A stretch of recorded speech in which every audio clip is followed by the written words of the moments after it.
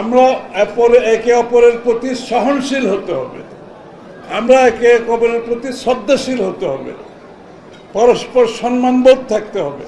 আমাদের মধ্যে মতভেদ থাকা সত্ত্বেও একে অপরের মতকে সম্মান জানানো, এটা আমাদেরকে শিখতে হবে।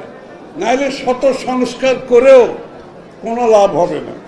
যদি রাজনৈতিক সংস্কৃতি বদলাতে না পারি, কোনো সংস্কার কোনো কাজে আসবে না। আমি সকলের প্রতি একটা আবেদন, যার যার অবস্থান থেকে আগামী বাংলাদেশ গঠনের জন্য আমরা সততার সাথে, নিষ্ঠার সাথে, আমাদের দেশের প্রেমকে সাথে নিয়ে আগামীর বাংলাদেশ জাতীয়তাবাদী চিন্তা চেতনায় যে বাংলাদেশের স্বাধীনতার যে আইডিয়াসগুলোকে সমুন্নত রাখতে পারি, এটা আমাদেরকে মাথায় রাখতে হবে। এক দেশ আমরা নিজেদের মতো যাতে আমরা চলতে পারি, সকলকে এখানে ঐক্যবদ্ধভাবে থাকতে হবে। মতভেদ থাকবে, মত পার্থক্য থাকবে, তারপরে একে অপরের প্রতি সম্মানবোধ থাকতে হবে।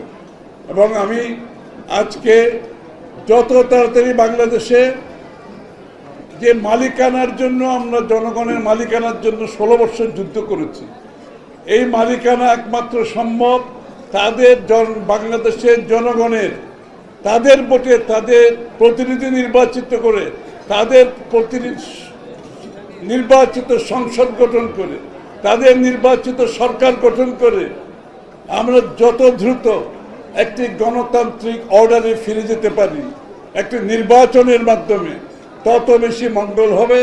এক একটি দিন অতিবাহিত হচ্ছে গণতন্ত্রহীন দেশ হিসাবে, এক একটি দিন অতিবাহিত হচ্ছে যেখানে কোনো জনগণের প্রতিনিধিত্ব নাই, এক একদিন অতিবাহিত হচ্ছে যেখানে জনগণের ফিডব্যাক নাই, জনগণের সমর্থনবিহীন কোনো দেশ, কোনো সরকার, পুলিশ আর সরকারি কর্মকর্তা দেশ চালায় না। তাদের মূল শক্তি হচ্ছে জনগণের সমর্থিত নির্বাচিত একটি সরকার, এটাই কিন্তু মূল শক্তি। এটার উপর ভিত্তি করে পুলিশ চলে, এটার উপর ভিত্তি করে সরকারি কর্মকর্তারা চলে। সুতরাং জনগণের সমর্থিত সংসদ সরকার ব্যতীত কোনোদিনও আপনি একটি সুষ্ঠু গণতান্ত্রিক অর্ডার ফিরিয়ে আনতে পারবেন না। যত তাড়াতাড়ি সম্ভব আমরা সকলে মিলে দেশটি একটি গণতান্ত্রিক অর্ডারের দিকে যাতে নিয়ে যেতে পারি, আমি তাদের প্রতি শ্রদ্ধা নিবেদন করছি। যারা বিগত দিনগুলোতে সাহসিকতার সাথে রাস্তায় এই স্বৈরাচার ফ্যাসিস্টের সম্মুখীন হয়েছে, তাদের প্রতি আমার অভিনন্দন, আমার অন্তরের অন্তঃস্থল থেকে তাদের প্রতি শ্রদ্ধা। তো আজকের ইফতার মাহফিলে আমি শুধু এই কথাই বলবো, যে স্বাধীনতা আমরা ফিরে পেয়েছি আমাদের অনেক ত্যাগের বিনিময়ে, অনেক জীবনের বিনিময়ে। এটা রাখতে হলে আমাদের আগামী দিনগুলোতে একটা কথা মনে রাখতে হবে, বাংলাদেশের মানুষের শেখ হাসিনা পলায়নের পরে বাংলাদেশের মানুষের মনোজগতে যে বিশাল একটা পরিবর্তন হয়েছে, এটা আমাদের একমাত্র সরকারি দল ছাড়া কারোর কোনো পারমিশন ছিল না।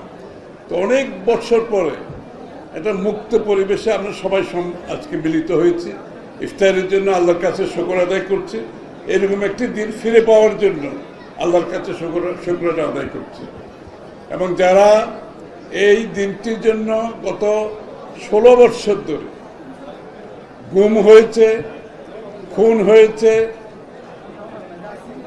পুলিশের হেফাজতে মৃত্যুবরণ করেছে, জেলখানায় চিকিৎসা না পেয়ে মৃত্যুবরণ করেছে, আমার সামনে মৃত্যুবরণ করেছে জেলখানায়। জেলখানায় কোনো চিকিৎসা নেই, বেগম খালেদা জিয়াকেও চিকিৎসা দেয়নি। বাড়িঘর হারিয়েছে, চাকরি হারিয়েছে, ব্যবসা হারিয়েছে। এদেরকে ধারণ করতে হবে, অনুধাবন করতে হবে।